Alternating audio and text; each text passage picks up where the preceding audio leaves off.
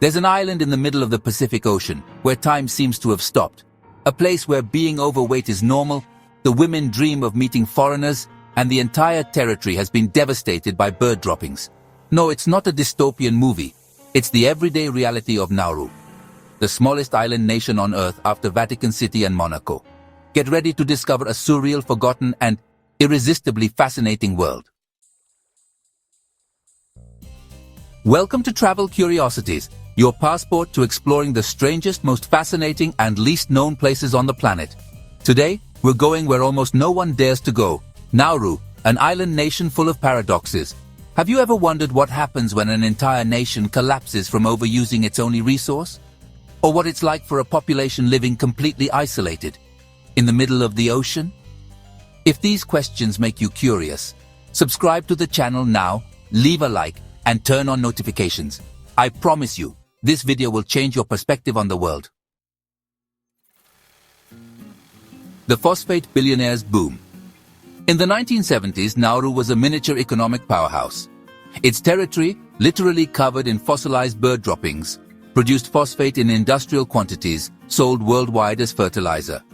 The income per person was over $170,000. Nauruans traveled first class, drove luxury cars, paid no taxes, and received everything from the government, but no one worried about the future. The environmental catastrophe. Greed came at a very high price. Phosphate was extracted without limits until the ecosystem was destroyed. Today, over 80% of the island is uninhabitable, covered in deep craters that make it look like a lunar landscape. The forests are gone. Farming is impossible. Water has to be imported. The entire environment was sacrificed in the name of profit. Women and the dream of a new life. With isolation, poverty, and widespread unemployment, many women in Nauru see foreigners as a way out. Relationships with tourists or men from other countries are often romantic, but also practical, a way to escape reality. The fascination with those who come from outside is evident, fueled by a sincere desire for change and freedom. Obesity as a status symbol. In Nauru, being overweight isn't just common, it's almost a status symbol.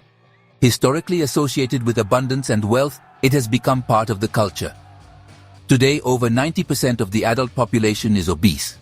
Men consume up to 7,500 calories a day, women 5,000.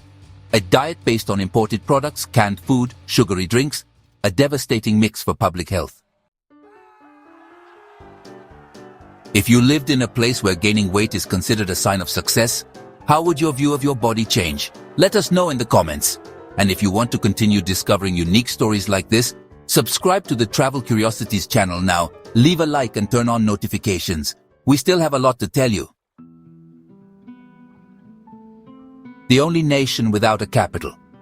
Unlike any other country, Nauru doesn't have a capital city. The entire government resides in the Yaren district, but it has neither official status nor the structure of a real city. There are no shopping malls, no traffic lights. Everything is Spartan, rudimentary, almost post-apocalyptic. But precisely for this reason, it's fascinating in its uniqueness. The open-air prison for refugees. For years, Australia paid Nauru to host detention centers for migrants. Thousands of refugees from Asia and the Middle East have been imprisoned on the island in very harsh conditions. In return, Nauru received economic aid, a controversial choice which transformed the island into a floating prison, further compromising its image in the world. The forgotten tourist paradise. With breathtaking landscapes and a pristine coral reef, Nauru could be a tourist paradise. Yet, it's among the least visited destinations in the world. Blame it on accessibility. There are no direct flights from Europe or the United States. Fewer than 200 tourists visit each year. Those who go have a unique, almost pioneering experience. Here, time slows down, the silences speak, and every encounter has the flavor of the unexpected. The body as cultural identity. In the West, thinness is often idealized. In Nauru, a larger body is appreciated, respected, even desired. This is also reflected in local beauty contests where larger sizes are celebrated. It's a complete reversal of beauty standards, which invites us to reflect on how relative the idea of normal is. No army, just alliances. Nauru doesn't have an army, no soldiers, no navy. Its defense is entirely entrusted to Australia. A choice dictated not only by a lack of resources, but also by a pragmatic view. The island needs help, not weapons.